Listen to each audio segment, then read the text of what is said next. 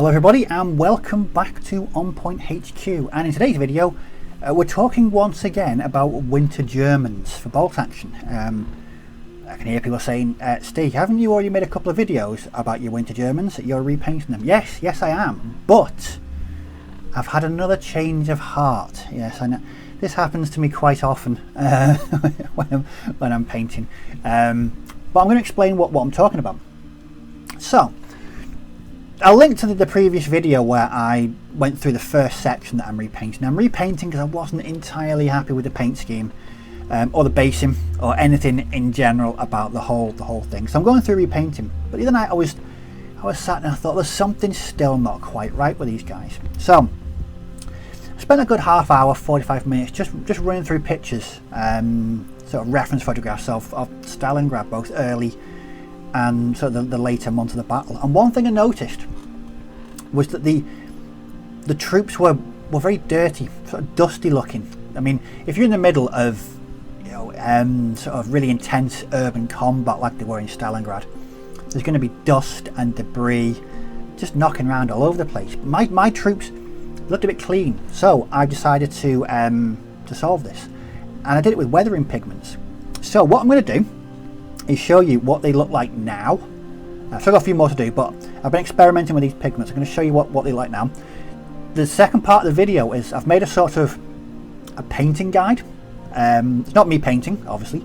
It's just showing you what paints I use, the processes. There's also a short video in there about how I go about doing whitewash camouflage on helmets. So yeah, hopefully people will find that quite useful. Just talking through the paint, the process, the inks, the washes, etc. But hopefully it might prove useful to some people who are thinking about painting some winter Germans. Anyway, let's get to looking at what I've been doing. So I'm just going to mess with the camera. This is the first section here.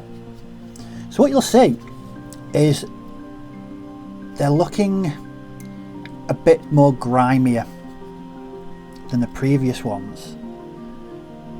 So it's exactly the same paint scheme that I've used, but what I did was I've been using a couple of the pigments, one in particular from the earth and oxide range from Vallejo, and all I've done is at the very end is just dust it over the model, not loads, so don't go completely crazy, just over the base to give it a bit of sort of ground dust, over the snow as well, to give the snow, I mean, snow wouldn't stay pristine white when you've got thousands and thousands of soldiers fighting over it. Also on the sort of the bottom of their greatcoats, and generally just about the uniform. And it was just an experiment, but I really like the effect. And it's given them sort of a toned down but a more sort of muted, dusty, warning look, and the base is looking a bit better as well. I don't mind the snow isn't pristine. Like I mentioned before, you're not going to have pristine white snow in the middle of an urban battleground. But I'm quite happy with how it's turned out. I can look at these and think, yes, these are exactly how I want them to look. So that's two of the sections I've completed so far. I also did it on this machine gun crew. So as you can see, just apply it to the base, to the uniforms, to the wall, to the ground, to the snow, and it's the effect that I really wanted my Germans in Stalingrad to look like, sort of dusty, grimy, but with that sort of winter element thrown in as well. So I'm actually very happy with how these are looking right now. And the last thing I tried it on was the Panzer III. As you can see, just added a bit. I didn't really go overboard with this. Just a bit to the tracks and a bit of light dusting over the hull, just to give it a sort of, like I said, broken masonry or bits of dust dropping all over it. So that's the Panzer III. I think it works really well with the gunged up snow and ice in the over the tracks and the wheels. But I'm rather super happy with how that has turned out. So what I'm going to show now is a short painting guide on how I go about painting these, so the different paints used, and also there's a very short tutorial in there about how to achieve the effect of whitewashed camouflage on these helmets. So after you've seen that, I'll also see you all in a short while. So see you soon.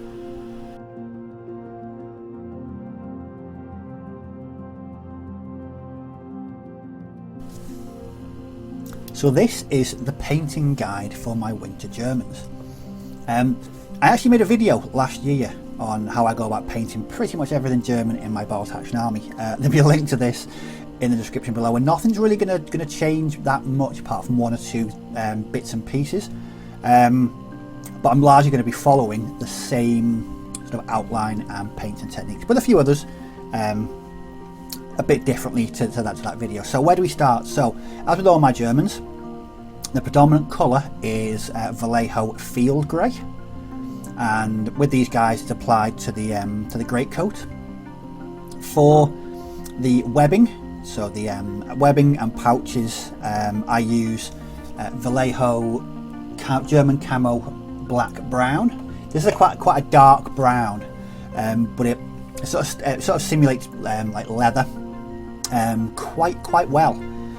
So I always use that for any sort of leather parts on the uniform. I also use this for the rifle as well. So for both the rifle and the sling, I use German Camo Black Brown. What's next? So boots, it's a 50-50 mix of black and Vallejo dark rubber. If the model is wearing gloves, I paint this using Vallejo Luftwaffe blue. Just apply it to the gloves. Once it's been washed, that'll bring the blue down to quite a dull colour, and the model will be getting quite a wash later on. So onto the equipment. Now this is where it differs slightly from my previous painting guide, because I've started actually being a proper painter and properly painting equipment these days. So for the bread bag, this is painted in green ochre. Again, any pouches are normally painted in the German Camo Black Brown or Vallejo Burnt Umber, just for a bit of difference, just to throw some variety in there as well. For the water bottle, what I use is a 50-50 mix of Vallejo Burnt Umber and Vallejo Light Rust. This produces a sort of ruddy brown colour, but it matches quite closely the water bottle that I've seen in sort of reference photographs. And again, the mesh tin as well. So the middle part of that, I just used German Camo Black Brown on there as well. And I do believe that is everything. So once the basic colours are on, a rather liberal wash of either Agrax Earthshade or Army Painter Strong Tone is applied to the entire model. Once that's dry, for highlights, I like to keep the highlights quite minimum on my Bolt Action Germans. So all I do is add a very small drop of Sunny Skin Tone to the original base colour, and just really hit the highlights, so the really upper areas. I don't go too far with them. I don't go really over the top with the highlights on these figures. Any metallic parts are then picked out using Vallejo Gun Metal. So other parts that kind of differ from my other Germans, I like to add sort of winter camouflage to the helmets. Now on the screen now will be a video just very simply demonstrating how I go about doing this. So what you'll see is I just very simply use Vallejo White, and just using a bit of sponge that is found in the Warlord Games blister packs. I find that sponge really versatile. Rip a small amount of this off, dip it into the white paint, so brush off the excess. So it's kind of like dry brushing, but with a piece of sponge instead of a brush. And then what I do is I just dab this all over the helmet. Now the effect this produces, it's kind of a worn whitewash look. So it's like the soldier applied whitewash to the helmet, but due to being outside in battle, the elements, etc., and just general wear and tear, the whitewash has come away from the helmet. So just by sort of dabbing and stippling it on, you really get the look that it has worn off, and it's really simple to achieve in a couple of seconds using this technique, and yeah, the helmet's done. So what next? As I mentioned in the first part of the video, I've also been applying a dusty effect to the great coats and the model in general, just to give them a bit of a dirty, grimy, dusty feel.